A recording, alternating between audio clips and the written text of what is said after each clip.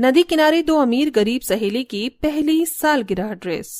नदी किनारे पार्वती अपनी बहू पूजा को सूट की कटिंग सिखा रही थी कि तभी दूसरी तरफ से पुल से नदी पार करते हुए हाथों में मिठाई का डिब्बा लिए कल्पना वहां आती है। अरे कल्पना, तू यहाँ आज बड़ी तैयार होकर आई है और ये मिठाई किस खुशी में? भूल गई तो आज हम दोनों की ही शादी को 6 मंथ्स पूरे हो गए, इसलिए घर में पूजा थी और उस पूजा के लिए ये सुंदर सी साड़ी मेरी सास ने मुझे दिलाई है।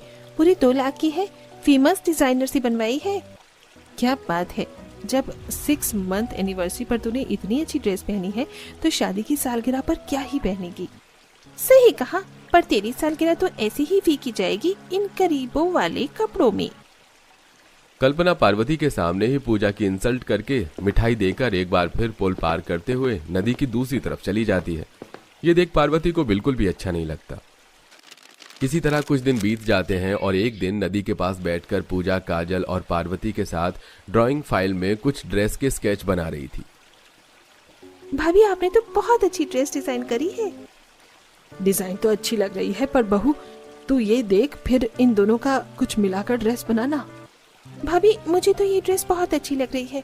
कुछ दिनों बाद कॉलेज में मेरा फेयरवेल है, आप मेरे लिए ऐसे ही एक डिजाइनर ड्रेस बना दो फेयरवेल के लिए। पूजा घर के बाहर नदी के पास बैठकर जब डिजाइन बना रही होती है तो वहां पार्वती की जेठानी सुमित्रा आती है, जो उनके पूरे परिवार को नदी के पास देख उन पर हंसने लगती है। वाह पार्वती, अपनी तरह अपनी बहू को भी दर्जी ही बना दिया। माँ जी, इन गरीबों को लगता है कि ऐसे डिजाइन कॉपियों से बनाकर बहुत बड़े डिजाइनर बन जाएंगे, पर इन्हें नहीं पता कि ये हमारी बराबरी बिल्कुल नहीं कर सकते। दीदी, मैं तो अपनी बहू को अपनी तरह सिलाई और डिजाइन सिखा रही हूँ, पर आपने तो अपनी बहू को अपनी तरह घमंडी बना दिया। देख लेना, एक दिन मेरी बहू इतना प्यारा ड्रेस बनाएगी कि 10 लोगों के सामने आपकी बहू को कोई पूछेगा भी नहीं। नदी के पास खड़ी दोनों देवरानी जेठानी में बहस हो जाती है।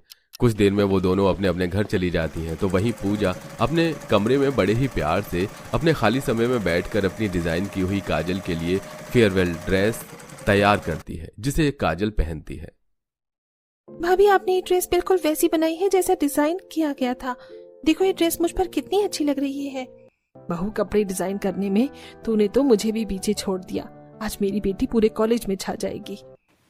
तब भी दिवाकर आता है। सही कहा माँ तुमने, आखिर मेरी बीवी ने इतने प्यार से जो अपनी नंद के लिए डिजाइनर गाउन बनाया है। अपनी डिजाइनर गाउन को देखकर काजल बहुत खुश होती है और कॉलेज हॉल में जाती है, जहां सभी ने अच्छी ड्रेस पहनी थी।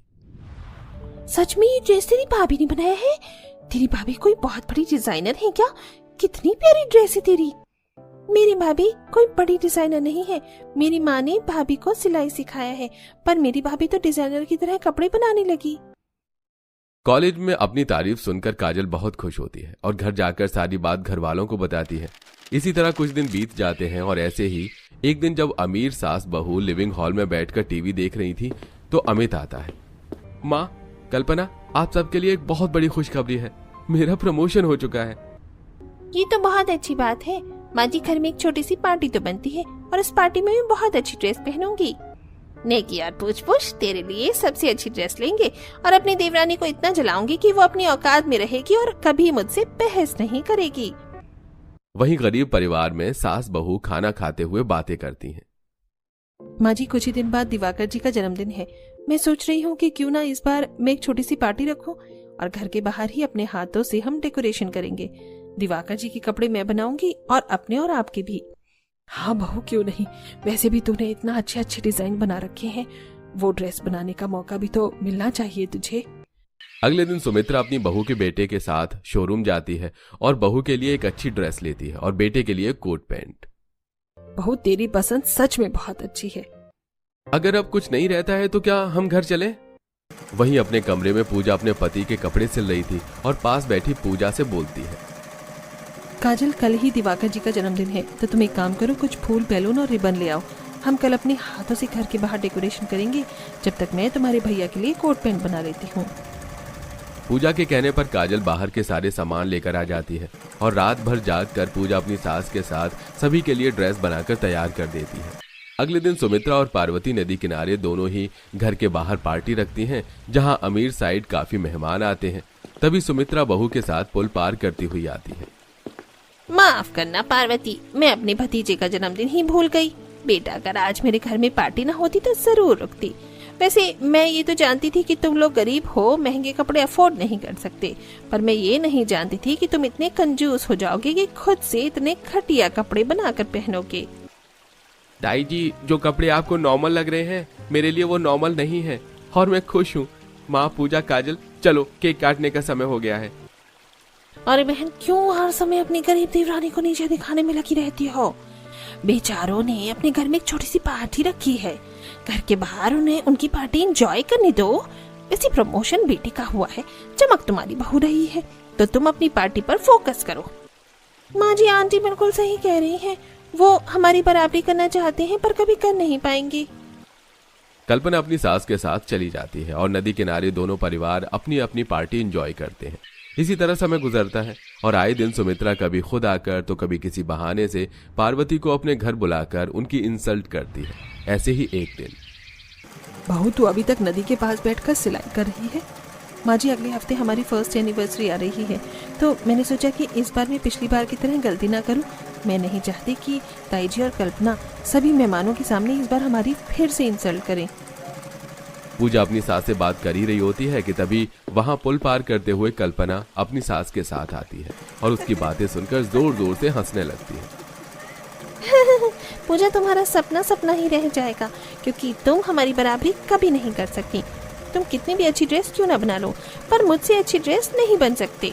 वैसे तो मैं और मेरी बहू आप लोगों को यहाँ कार्ड देने के लिए आए थे। अगले हफ्ते मेरी बहू की भी तो शादी की पहली सालगिरह है। आखिर हमारे बेटों ने एक साथ जो शादी करी थी। माफ करना दीदी, पर मैं आपकी पार्टी में शामिल नहीं हो पाऊंगी, क्योंकि हम खुद इस बार अपने घर के बाहर नदी के पास एक छोटी सी पार्टी रखेंगे।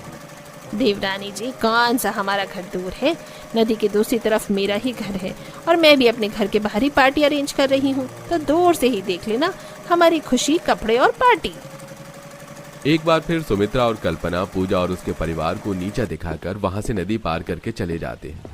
देखते ही देखते एक हफ्ता बीत जाता है और इन एक हफ्ते में पूजा अपनी ड्रेस के साथ काफी ज्यादा मेहनत करती है और अपनी सालगिरह की ड्रेस तैयार करती है और एनिवर्सरी का दिन आ जाता है जहां अमीर घर के आगे बहुत अच्छी डेकोरेशन थी। सुमित्रा बहन, नदी के पास घर होने का बिल्कुल सही फायदा उठाती हो तुम। नदी के बिल्कुल पास में तुमने कुर्सी टेबल लगा रखा है ताकि मेहमान आराम से खाना खा सकें। ये लाइट, ये सजावट, सब कुछ कितना बढ़िया लग रहा है। वैसे तुम्हारी बहू और बेटे कहाँ हैं? उनको बोलो जल्दी से आकर अपना केक काटे, 9 बज चुके हैं। बहन, तुम्हारी जेठानी को देखो, उसने कितनी अच्छी सजावट करी है। उसके सामने तुम्हारी सजावट तो कुछ भी नहीं है। कहीं ऐसा ना हो कि आज भी तुम्हारी इंसल्ट हो जाए। और उनके कपड़े भी काफी महंगे लग रहे हैं। तुम्हें अपनी पार्टी घर में या कहीं दूसरी जगह करनी चाहिए थी। आंटी, वो अमीर हैं, पर हम गरीब हैं। फर्क तो दिखेगा ही ना। बस इस चीज के डर से कि हम उनकी बराबरी नहीं कर सकते, हम अपनी खुशियां तो बर्बाद नहीं कर सकती ना। और रही कपड़ों की बात, मेरी भाभी ने इतनी प्यारी ड्रेस बनाई है कि आप खुद हैरान हो जाओगे। काजल ये सब कुछ बोल ही रही होती है कि तभी उन सब की नजर कल्पना पर पड़ती है, जो बहुत ही प्यारी ड्रेस पहनकर अपने पति का हाथ पकड़कर बाहर आती है। वो देखो काजल बेटा, तुम्हारी दूसरी भाभी, लगता है लाखों का कपड़ा लेकर आई है। कल्पना बहू, इस ड्रेस में तो तू बिल्कुल चांद का टुकड़ा लग रही है। लोगों की तारीफ सुनकर कल्पना काफी खुश होती है, पर तभी अपनी ड्रेस पहनकर अपने पति के साथ पूजा बाहर आती है और वहीं से जब सबकी नजर पूजा पर पड़ती है तो सब हैरान हो जाते हैं। सुमित्रा बहन, लगता है तुम्हारी देवरानी के हाथ में जादू छड़ी लग गई है। कहने को इतने गरीब हैं और कपड़े इतने महंगे। उसकी बहू के कपड़े तो तुम्हारी बहू से महंगे लग रहे हैं। मैं तो चली पास से देखने। काजल बेटा, तुमने सही कहा था। तुम्हारी भाभी ने तो हम सबको हैरान कर दिया। बहू, ये ड्रेस तुम पर बहुत अच्छी लग रही है। तभी एक औरत पुल पार करते हुए बोलते हुए आती है। पूजा बहू, आज तो तुम सच में कमाल लग रही हो। हमें भी बताओ कहाँ से लेकर आई ये ड्रेस। मैं जानती हूँ तुमने भी मुझे पार्टी में इनवाइट किया था, इसीलिए देखो अब मैं तुम्हारी पार्टी अटेंड करने के लिए आ रही हूँ। मैंने ये ड्रेस कहीं से ली नहीं है, बस अपनी सास की मदद से मैंने खुद अपने लिए ड्रेस डिजाइन करी है। अगर तुमने खुद डिजाइन करी है तो मैं तो तुम्हें यही कहूंगी कि तुम डिजाइनर बन जाओ। चिंता मत कीजिए आंटी, बहुत जल्द मेरी बीवी एक बहुत बड़ी डिजाइनर ही बनेगी। पूजा की ड्रेस देखकर धीरे धीरे सभी लोग कल्पना की पार्टी छोड़कर पुल पार करते हुए पूजा के पास आते हैं और उसकी पार्टी को अटेंड करते हैं। ये सब देख कल्पना अपनी पार्टी छोड़कर मुंह बनाकर घर में चली जाती है और पूजा अपने परिवार के साथ अपनी पार्टी काफी अच्छे से एंजॉय करती है।